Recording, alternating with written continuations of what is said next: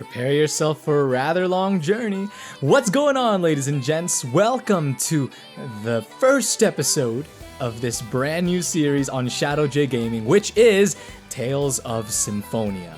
One of my personal favorite games ever. Like, I'm not even kidding. This game, like, I know that right now I'm running Ocarina of Time and Smash Bros on my channel, and I love those games. I really do.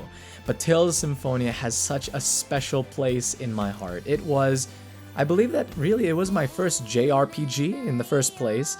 Well, one of them anyway, but I just remember playing this when I was younger, and I just fell in love with this game so quickly. First and foremost, there is the battle system that I find to be amazing and so much fun. One thing that makes the battle system really fun is that it's not only available for single player, but it's also a multiplayer experience, if you wanted it to be a multiplayer experience anyway. But one other thing that I really like about this game are the characters, the story, the music especially, and I'll go a little bit more into detail with all of these things that I love about this game. But my personal hope is that after this series, after watching this series, that you guys will sit down and tell yourself not only that it was entertaining, but that you have to pick up this game yourself. Because if you haven't played Tales of Symphonia yet, you have to, okay? You just have to. This game was first released, by the way, on the GameCube way back in, I believe, 2003. At least that's when it was released in the States. Please forgive me if it was 2004 or something like that. I believe it was 2003. But it was later ported on the PS2, but only in Japan. And this port that I'm playing right now is part of the Tales of Symphonia Chronicles pack on the PS3. So you are going to be able to experience Tales of Symphonia in glorious HD 720p, because it's not 1080p, but it's 720p. It's something that I didn't get to experience when I first got this game. So anyway, I really do hope that you guys enjoy this series. I know that I'm doing a lot of talking right now, but there's just so much that I want to say about this game because, as I said, it really does hold a soft spot in my heart. But anyway, without wasting any more time, let's go ahead and start a new game. Oh, and another thing is, if you have a save file of Tales of Graces F or Tales of Iselia, or I think even Tales of Iselia 2, or I think that this was released before Iselia 2, so maybe not. But anyway, if it finds some Tales of save files on your PS3, then you get some gifts like this Tales of the Abyss costume set, a Tales of Vesperia costume set, Tales of Graces F costume set, and yeah, you get all of these different costumes. Oh, okay. So Tales of Iselia 2 was released before Symphonia 2. I don't know. Sorry, guys. I'm just really not sure. Once upon a time, there existed a giant tree that was the source of mana. A war, however, caused this tree to wither away, and a hero's life was sacrificed in order to take its place. Grieving over the loss, the goddess disappeared unto the heavens. The goddess left the angels with this edict. You must wake me, for if I should sleep, the world shall be destroyed. The angels bore the Chosen One, who headed towards the tower that reached up unto the heavens. And that marked the beginning of the regeneration of the world.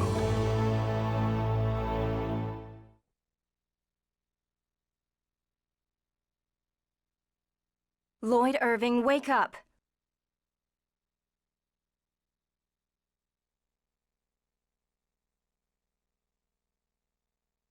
Lloyd! Ah! How do you manage to sleep standing? Oh, Professor Rain, is class over? Never mind. Let's have someone else answer the question. Genis, how about you? Yes, Rain. Mythos the hero brought about the end of the ancient war in the holy ground of Karlan. Correct. Afterwards, Mythos the hero formed a pact with the goddess Martel. to seal away the Desians whom caused the war. But the Desians came back and are now causing everyone to suffer. We covered that in class last time, remember? When the seal weakens, the Desians reappear, just like they have now. Yeah, I knew that. I just forgot. Today is the day of prophecy. It is a very important day, which the Chosen of Mana will receive an oracle from the goddess Martel. Now, Chosen One, Yes, ma'am. tell us about the journey of world regeneration. It is a journey to seal the Desians. Upon passing the trials of the goddess Martel, the summoned spirits that protect the world awaken, and mana is restored. Correct. I suppose we should expect the Chosen herself to know the answer to that one. Mana depletion is the cause of the current food shortages and droughts. It is said that this occurs because the Desians consume vast amounts of mana in their human ranches.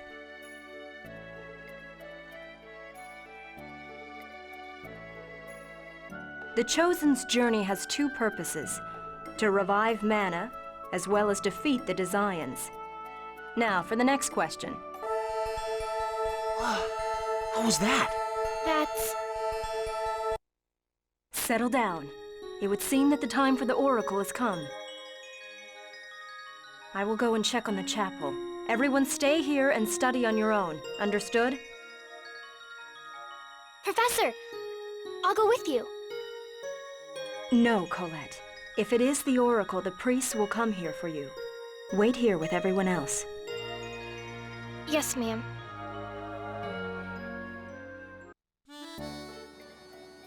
Not gonna lie, I feel like that was a lot of information, maybe just quite a bit of information to throw at someone who is, jumping right into this game. I could be wrong.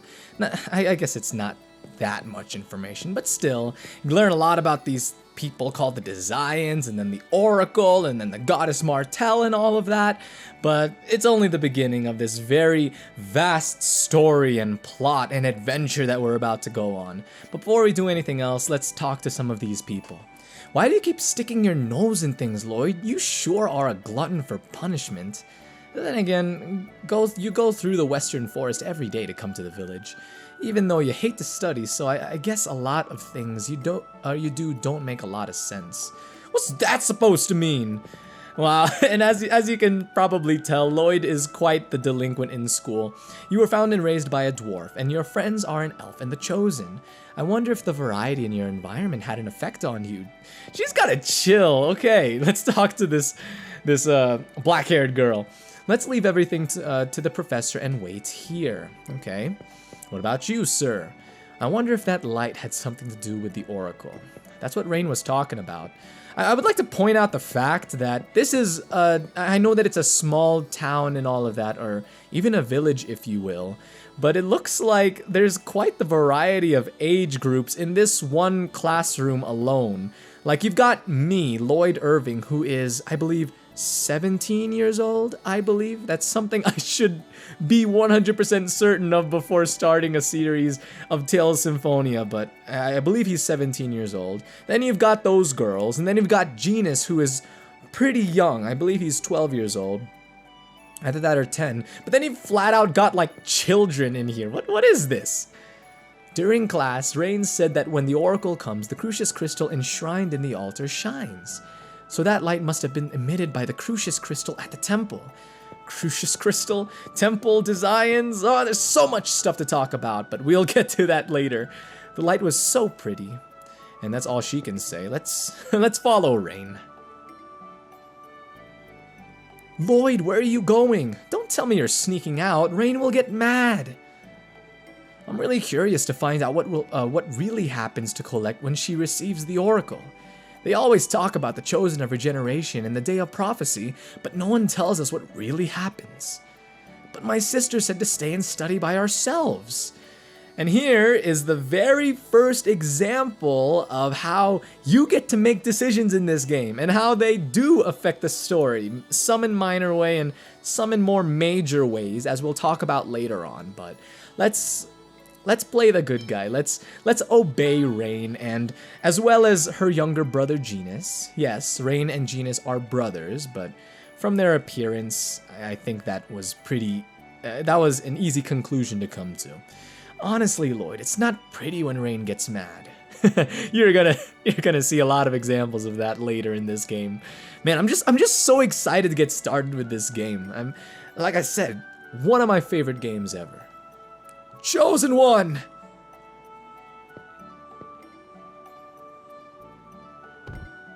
This is awful. This is an awful way to start the game. Hey, are you alright?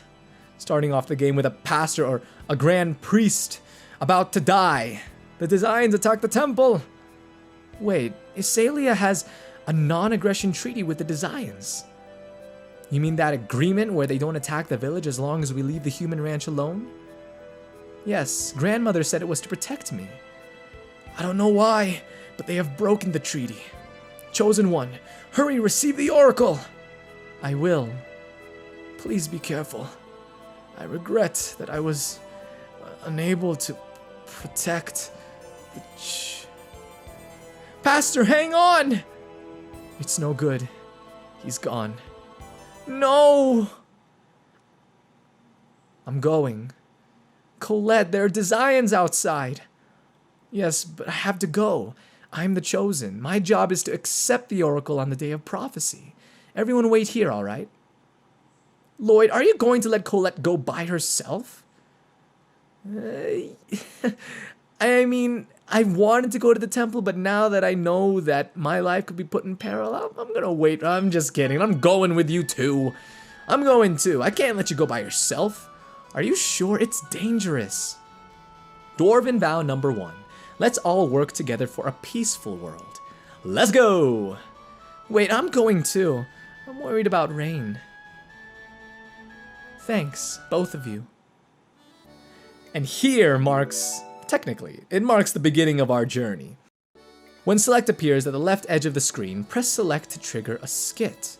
Skits contain hints about where to go next, as well as offer a variety of fun chats between the characters. And yeah, I can vouch... Is that the right word? I can vouch for that, or I agree with that. Let's go with that. I agree with that. That a lot of the skits found in this game really are a lot of fun. Before we go, I want to take a look at this. Some of you might have been wondering why there's a giant hole here. Have you forgotten, Lloyd? This happened when Colette...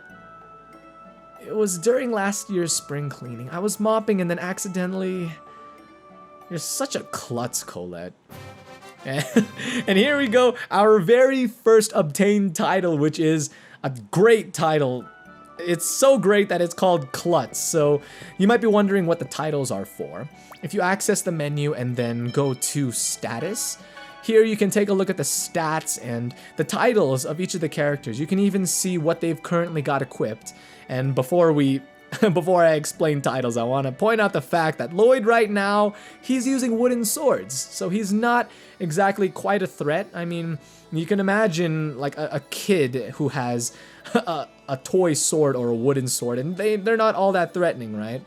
But then again, this guy is 17, so he probably knows how to be pretty violent with those wooden swords even. But anyway, continuing this explanation of titles, if you go ahead and click on Fledgling Chosen, here you've got a good number of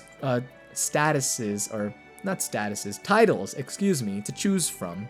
We've only got 3 right now, but as you continue on the story and do a lot of side quests even, you'll get even more titles that will increase your stats. And you can see which stats are increased or even decreased by taking a look at the bottom and seeing which stats are highlighted green and which are highlighted red. Obviously, the green ones increase, the red ones decrease, and then the gray ones stay the same. Now, one other thing that's interesting about titles in this game is that some even affect the appearance of the characters. And we can take a look at this one genius researcher here. As you can see, it doesn't affect any of the statuses at all, but if you equip it, you will see that it affects Colette's appearance, and it allows her to appear or wear the costume of Rita, I believe, because I haven't played this game, but Rita from Tales of Vesperia. I haven't played it because I don't have a 360, but that's my explanation of titles. Now, on to another explanation. Here we've got skits. If you click the bottom, or if you click select when that little title appears at the bottom left side of the screen, then you will trigger a skit, which is basically a conversation between the characters. And as it says, a lot of them are a lot of fun. You don't want to skip out on these. But wasn't Professor Rain going to the temple too? What if we run into her? We'll be fine. Probably. You see, it's not just with the skits, they're not only conversations that are totally important to the plot, but they're just fun, you know? It helps with the character developments, and it really just helps a player fall in love with the characters even more. And as I was saying during the opening of this series, that is one of the things that I love about this game. The characters, you know? There are a lot of Tales of games that have been released already, and with a lot of great characters, but the characters in Tales of Symphonia will always hold a special place in my heart. There's no one here. They're scared and are hiding from the Desians. Colette!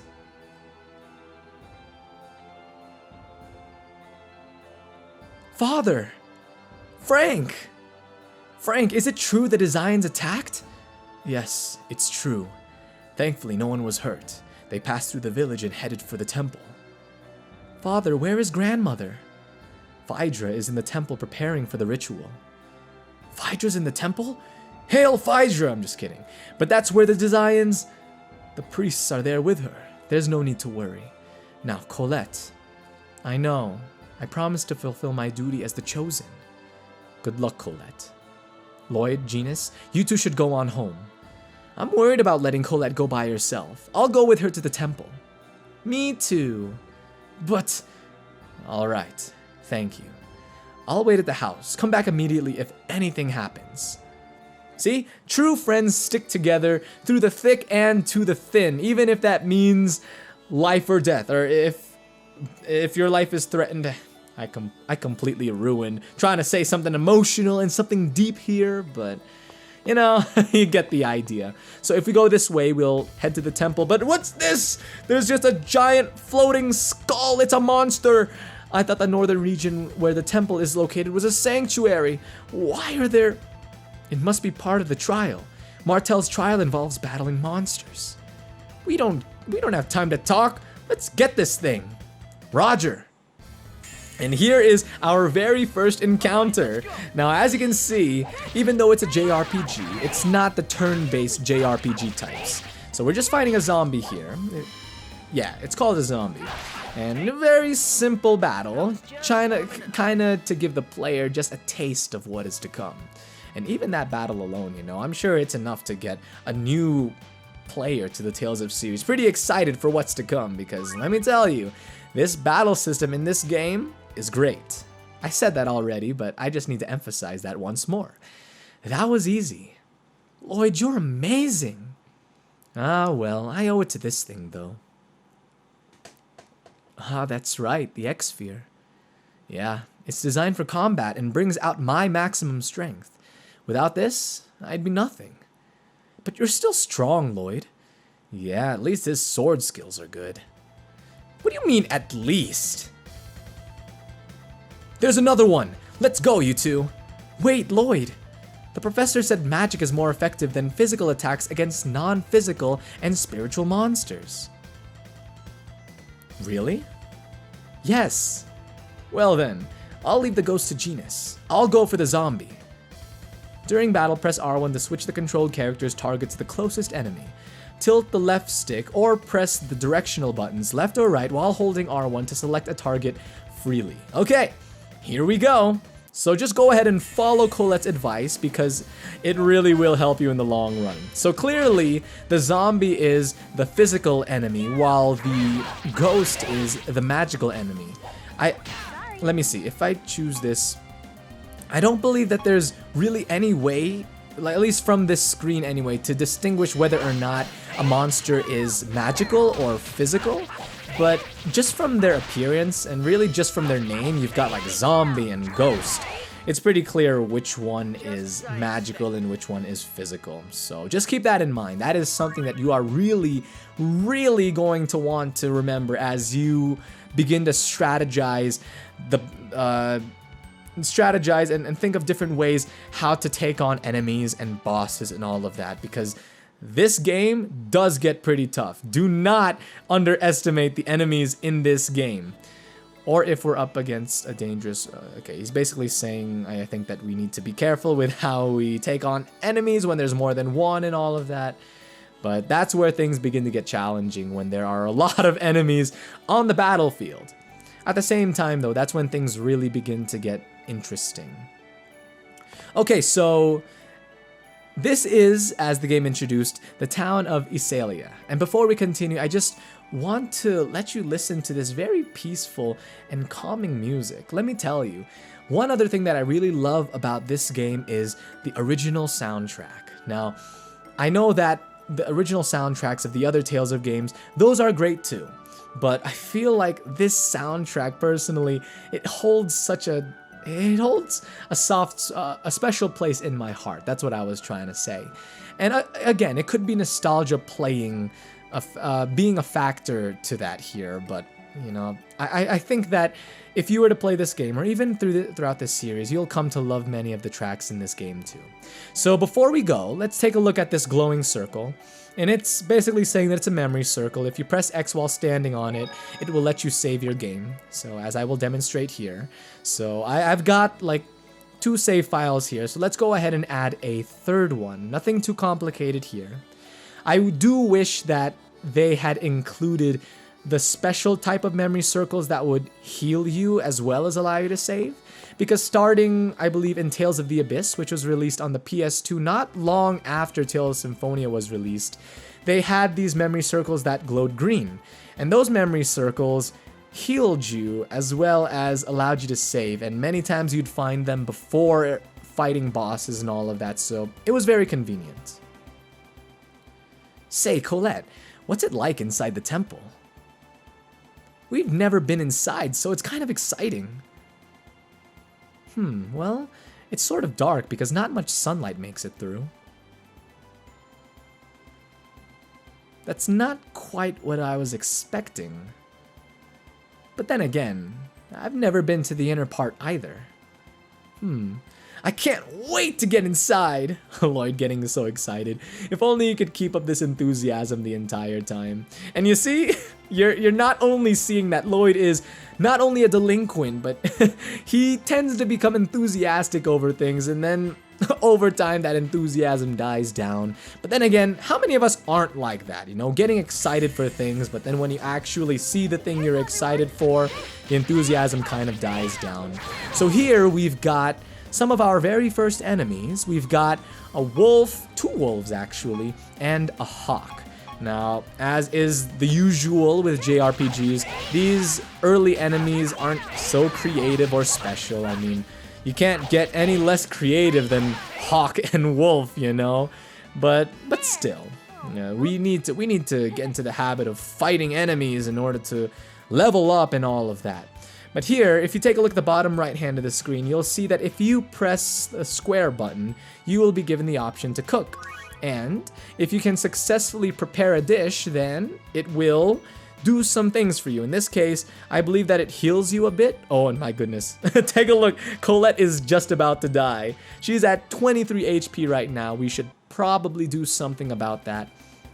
But before I continue on, I need to double check something in the options. Oh, wow.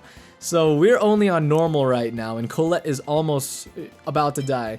But what I want to do for this playthrough is set it to hard. I like challenges in the Tales of games because I've been playing these games for years. So, you know, it's about time that I started challenging myself a bit. You know, what's interesting is that hard isn't the most difficult setting that you can get in this game. There's actually a mania difficulty, and I'm going to have to double check how you unlock it. And Colette is dead. Oh my goodness, Colette is dead. Colette is dead, come on. Too bad there are no magical enemies so that Genis can have the upper hand on one of them, but clearly these are only physical enemies. You've got a wolf and a hawk, same enemies as last time. Nothing new to see here. But you know what? Before we continue on, I should probably head back to Iselia and heal Colette some way or another, and possibly collect some items too. Buy some items before we continue this little journey of ours. Or should I say embark on this journey, because we're not even that far from our hometown. But here we've got 607 gold, which is the currency in this game, so I'll just go ahead and stop by Iselia and do some quick shopping and healing, which is something I should have done earlier, so I will be right back.